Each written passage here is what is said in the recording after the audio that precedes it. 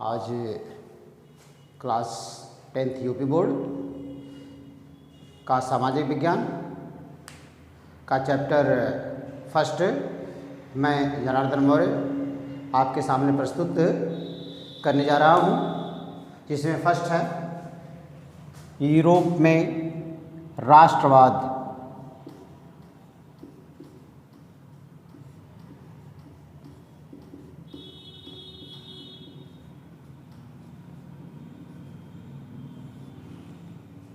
Europe में राष्ट्रवाद का मतलब ये होता है कि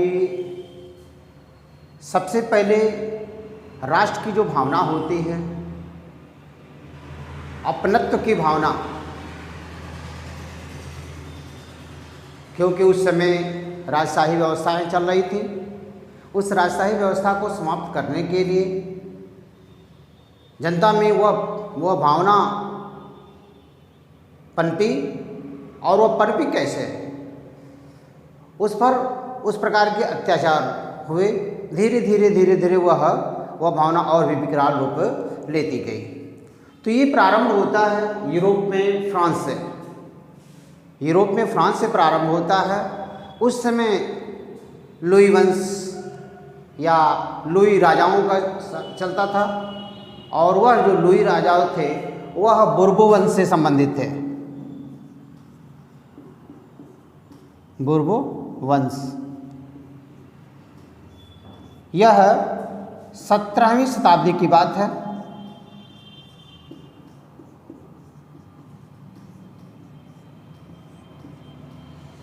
अच्छा, ये जो एक फ्रांस का फिलासफर था, दार्शनिक था, वह दार्शनिक ने लिखा था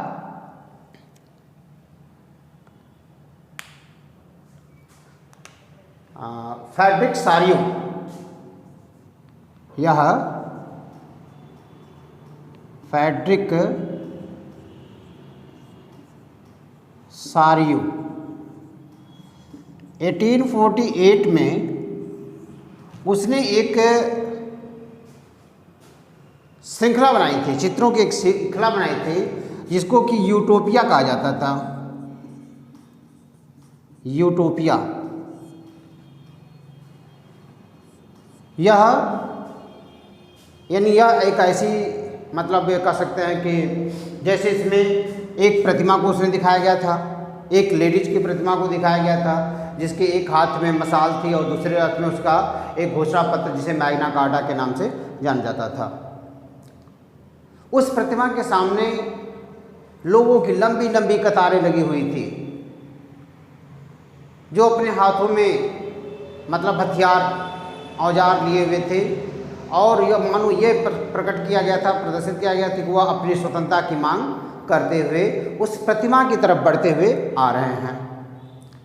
दूसरी तरफ ईसा मसीह की प्रतिमा लगी हुई थी, कुछ फरिश्तों की प्रतिमा लगी थी, और प्रतिमा के नीचे कुछ ऐसे राजशाही व्यवस्थाओं को बिखरे हुए दिखाया गया था, जैसे मुकुट को दिखाया गया था, सेनाएं गिरी हुई थी।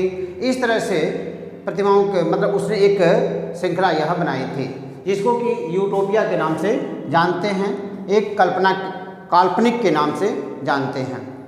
तो ये प्रारंभ होता है फ्रांस के 17वीं शताब्दी में, जिसमें आता है, फर्स्ट नाम आता है लुई 16 का। लुई पहले लुई वंश का आता है, तो लुई में 14th लुई 14वें का आता है।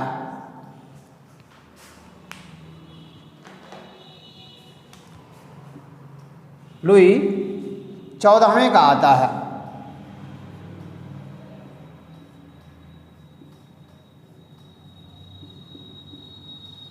चौदहवें का आता है, जो 1643 से 1661 तक इसका शासन व्यवस्था था। और जिस समय यह 1643 में राज सिंहासन पर बैठा, यह नाबालिग था।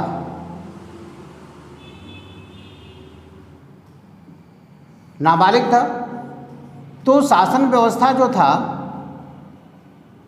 भाई शासन नाबालिग था तो शासन तो संभाल पाएगा नहीं, तो इसके लिए उसने मतलब यह शासन व्यवस्था जो था ये कार्डिनल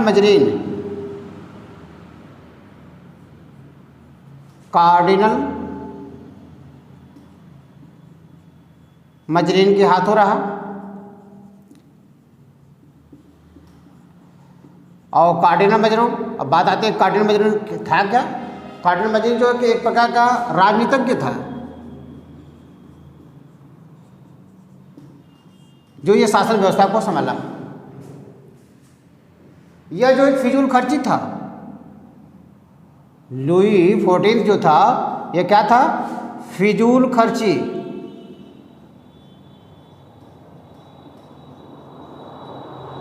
फिजूल खर्ची तथा अत्याचारी। मतलब ये था कि बेमतलब का खर्च करना। बेमतलब का मतलब यह है कि अपने ऊपर खर्च कर लेना, ये कोई मतलब नहीं रहता है। जब तक कि जनता को खर्च न किया जाए वह खर्च या उसके विकास के लिए नहीं माना जाएगा। तो ये इसके बाद 1715 में उसी लुई का 15वां आता है, और वह लुई 15वां जो कि यह भी नाबालिग था। नाबालिग यह भी था। उस समय इसकी उम्र थी 7 वर्ष, कहीं 7 मिलता है, कहीं 5 वर्ष मिलता है। तो ये मान के चलिए कि नाबालिग था। इसका भी संरक्षक एक प्लूमबेरी,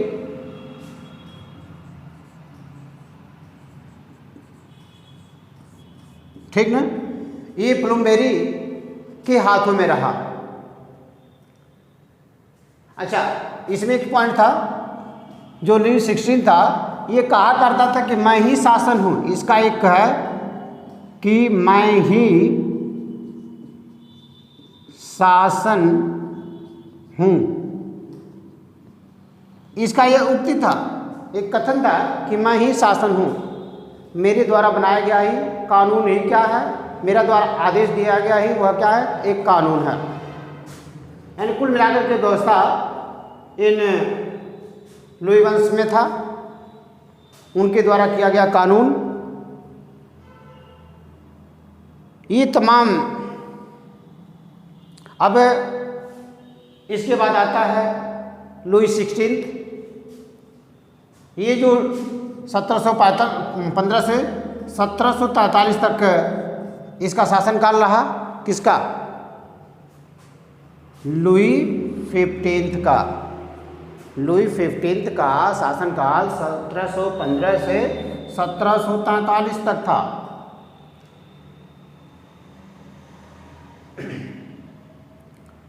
यह भी नाबालिग था, लेकिन यह 20 वर्ष की उम्र के बाद 1715 में, इसके बाद यह 20 वर्ष की उम्र में खुद ही सत्ता संभाल लेता है।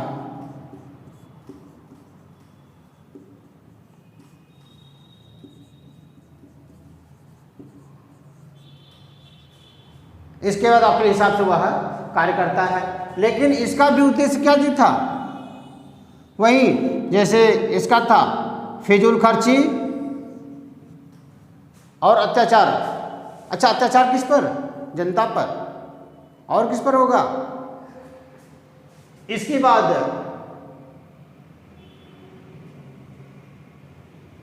जो है शासन व्यवस्था,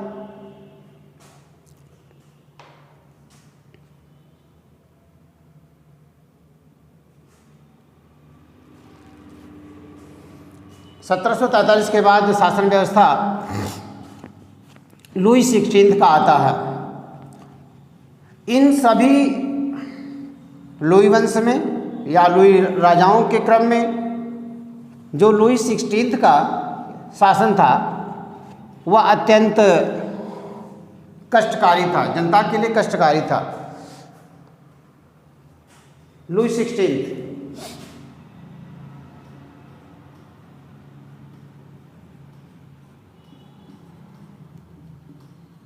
यह लुई 16 यह भी फिजूल खर्ची था।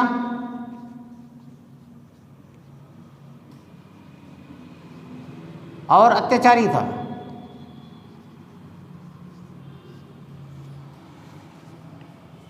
यह उस समय जो फ्रांस का जो समाज था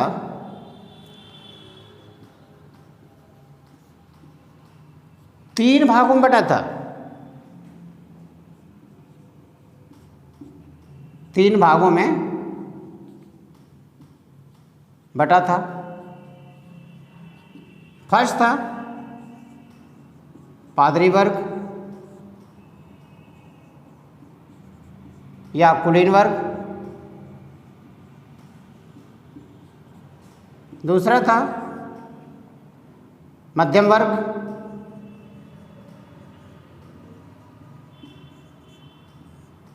और तीसरा था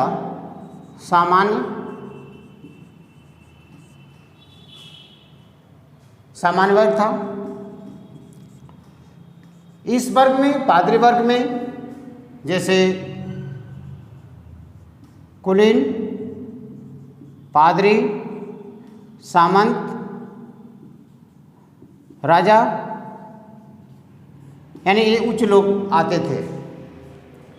दूसरा जो था मध्यम वर्ग। मध्यम वर्ग में जैसे डॉक्टर, मास्टर, वकील, ये लोग आते थे। और तीसरा जैसे किसान, मजदूर,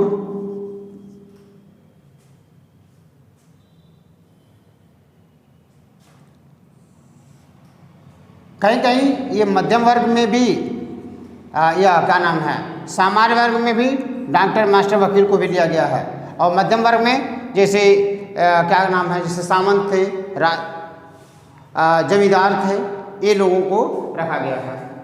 कुल मिलाकर ये कि ये जो सामान्य वर्ग था, मजदूर वर्ग था, किसान वर्ग था, ये जो राजा थे, सामंत, पादरी, कुलीन, वर्गों के अनुसार ही कार्य किया करते थे, किया करते थे।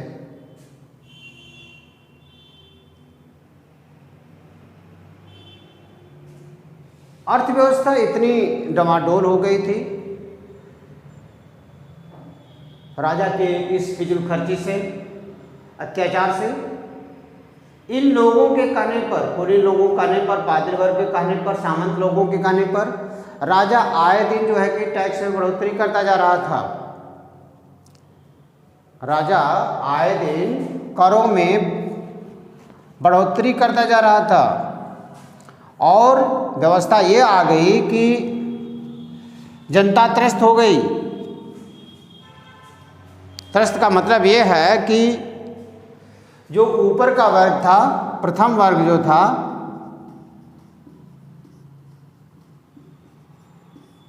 इनको कोई टैक्स नहीं देना होता था। टैक्स नहीं देना होता था। टैक्सों का जो भरपाई होता था वह केवल निचला वर्ग, जो जनता था, किसान था, मजदूर था, इन्हीं को वहन करना पड़ता था। तो ये तमाम दिक्कतों के कारण जनता जो कि आंदोलित हो गई।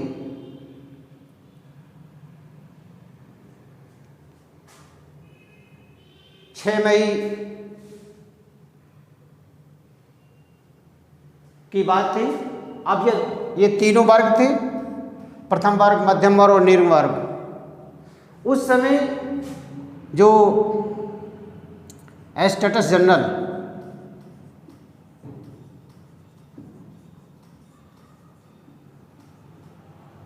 मतलब यह एक प्रकार की असेंबली कह सकते हैं, संसद कह सकते हैं, थी।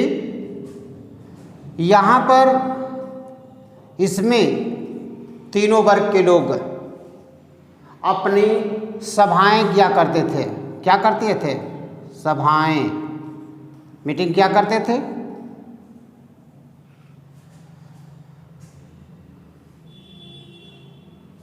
इन जो प्रथम वर्ग, द्वितीय वर्ग, तृतीय वर्ग सभा में जो रुचि की बात आती है, रुचि केवल तृतीय वर्ग ज़्यादा लेता था, तृतीय वर्ग ज़्यादा लेता था, मतलब रुचि लेता था।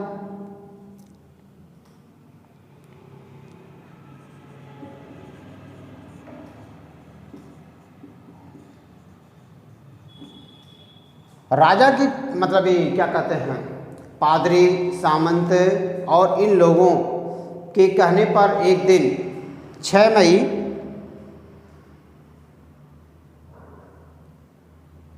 1743 में 6 मई 1743 में राजा ने क्या किया कि जो सभाएं थी, ये तृतीय वर्ग की जो सभा थी उसको बंद कर दिया। जनता आंदोलित हो गई कि ये क्या, आप मीटिंग करोगे, अब मैं मीटिंग नहीं करूंगा।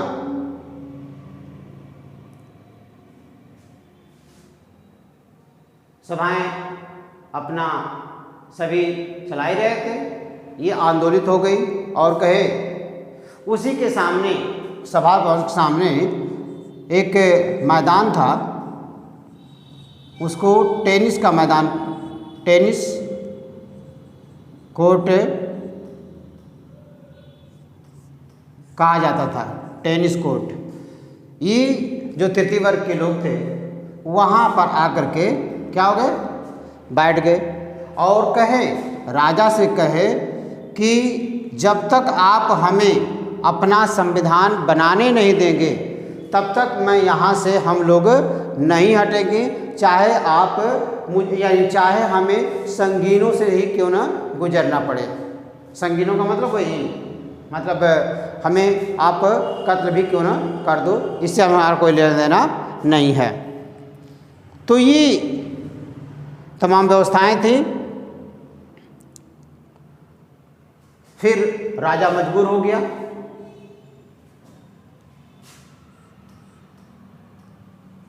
मैं यानी मैं का मतलब हम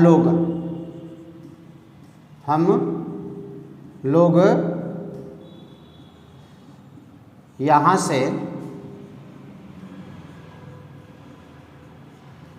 तब तक नहीं हटेंगे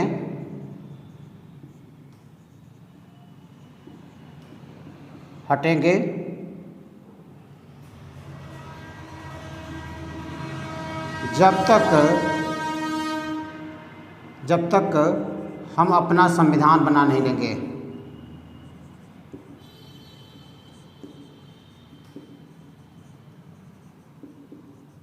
संविधान बना नहीं लेंगे, इसके लिए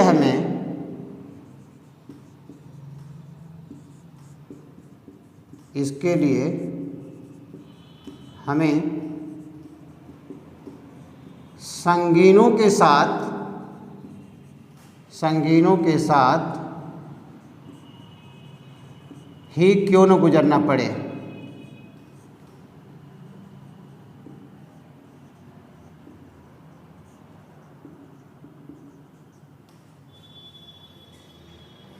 ये बातें थी, ये तमाम मतलब फ्रांसीसी क्रांति में यह प्रारंभ हुआ। अब आते हैं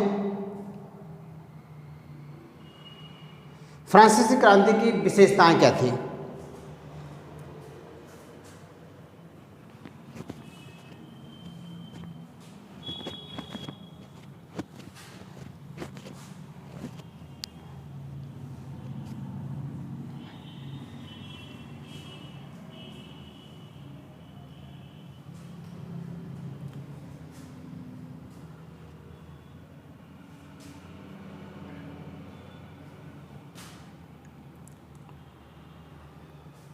या फ्रांसीसी क्रांति का कारण क्या था?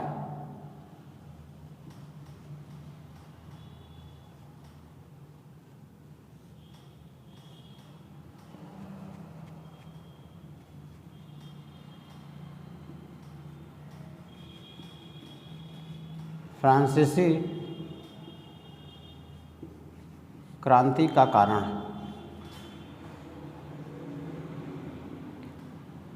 कारण के कारण जैसे इसमें राजनीतिक कारण,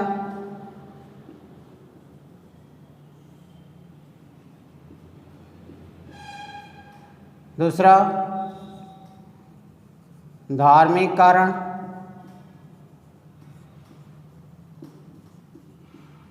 तीसरा सामाजिक कारण,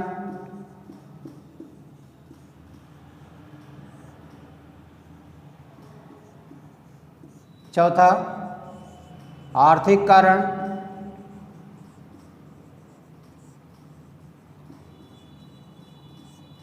सबसे इम्पोर्टेंट कारण यह आर्थिक कारण था। और भी सबका अपना अपना महत्व रहा है, लेकिन जहाँ तक मेरा मानना है ये धार्मिक कारण। कहा गया है कि भूखे भजन न होइए गोपाला, और आगे तो आप लोग जानते ही हैं। तो ये एक आर्थिक कारण था। राजनीतिक कारण पहला लेते हैं। जैसे मैं पहले भी बताया हूँ राजनीतिक कारण में कि जैसे अनपढ़ों का शासन। भाई अनपढ़ होंगे तो आप के हिसाब से काम नहीं करेंगे, अपने हिसाब से काम करेंगे। अपने हिसाब का मतलब ये होता है कि जैसे उनको जो समझ में आ रहा है कि हाँ हमारा इसमें व्यक्तिगत लाभ है, वो उसी को करेंगे। ये होता है उनका राजनीतिक, अपना व्यक्तिगत का लाभ लेना, अपने राज्य से उसका मतलब नहीं रखना। राज्य में कितना हो रहा है उसका सब खर्च या उसका सब व्यवस्था नहीं, अपने उपयोग के लिए उसको केवल ले लेना या अपने पर खर्च कर देना। जैसे मैंने बताया है कि यह सभी अत्याचारी थे, फिजूल खर्ची थे, यह राजनीतिक कारण में था। जैसे लुई 14th का लेते हैं, 15th का लेते हैं, 16th का लेते हैं। 16th का जो लुई 16 का था, यह अधिकतर उसके राजनीतिक जो फैसले होते थे, ठीक ना, उसकी पत्नी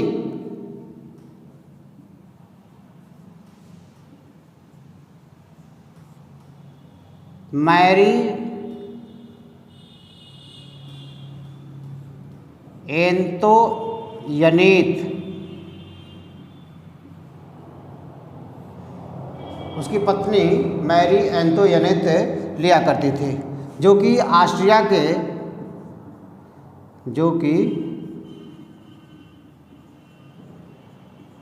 ऑस्ट्रिया की राजकुमारी की पुत्री थी।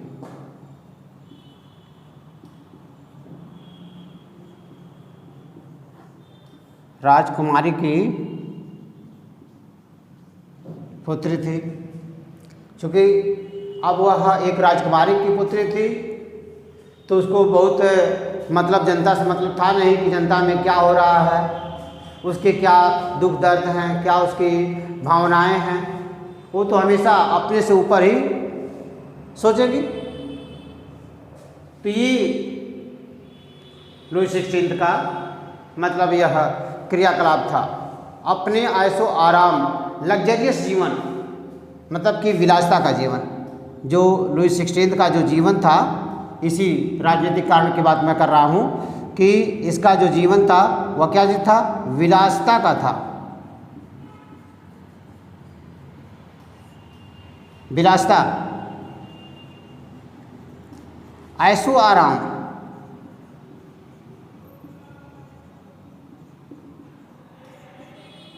बिताते थे। ये इनका राजनीतिक कारण था।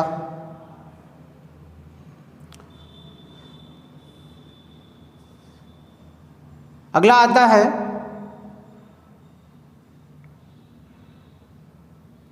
अच्छा, एक और इसमें है कि जब यह फैसला मतलब ये लिया करते थे या इनका विरासता जीवन था, इससे जो राजकोष था क्या हो गया था, राजकोष खाली हो गया था, राजकोष खाली हो गया था। इसलिए और भी यह इन ऊपर के वर्ग, कुलीन वर्ग, पादरी, सामंत आदि के कहने पर दिन प्रतिदिन जो है कि टैक्सों में वृद्धि करते जाते थे, राजा करता जाता था और जनता पर वह कर का बोझ बढ़ता जा रहा था।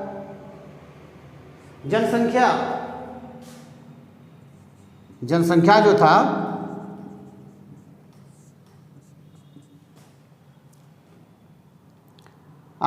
ज्यामितीय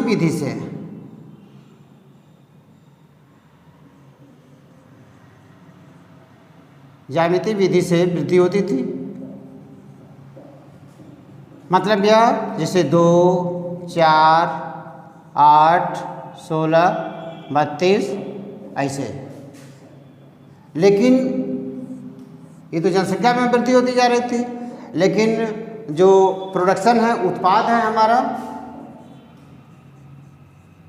उत्पाद में वृद्धि कैसे हो रही थी,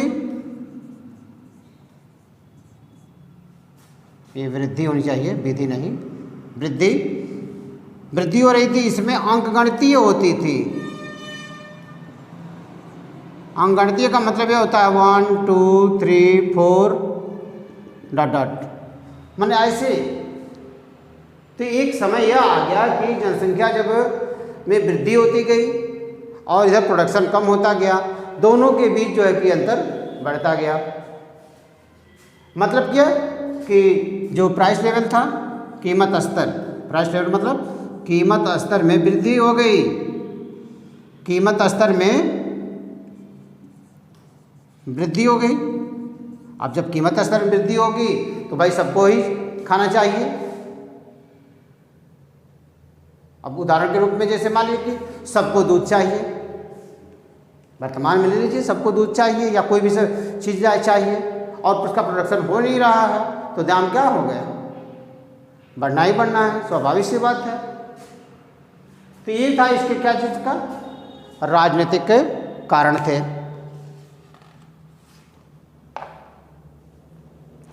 अगला आता है धार्मिक कारण।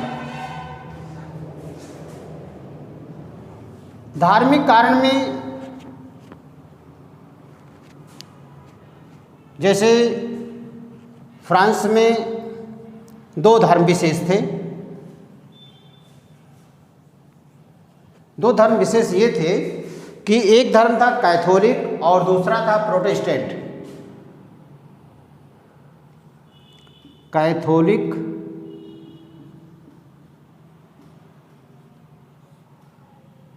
कैथोलिक धर्म और दूसरा है प्रोटेस्टेंट।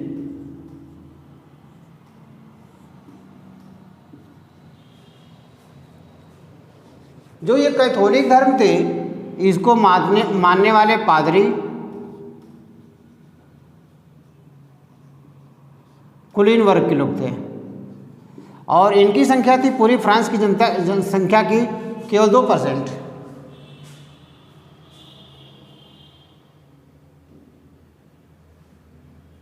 ये अपने आप को उच्च वर्ग मानते थे। बाकी जो प्रोटेस्टेंट धर्म था, ये सामान्य जनता, कह सकते हैं कि सामान्य जनता, या इसको कह सकते हैं आम धर्म, अपने विचारों को, यानी सभी लोग इसको मानने वाले थे लगभग। ये लोग संख्या इतनी ज़्यादा नहीं थी, लेकिन ये संपन्न वर्ग के लोग थे, संपन्न वर्ग के लोग थे। इनके पास सभी वो चीज़ था, इसलिए इस पर क्या रहते हैं, भारी पड़ जाते थे। भाई इनके पास खाने की व्यवस्था नहीं थी, ज़मीन नहीं थी कि ये प्रोडक्शन करें, ये इन पर आश्रित थे। तो इस कारण से भी ये अत्याचार इन पर करते थे।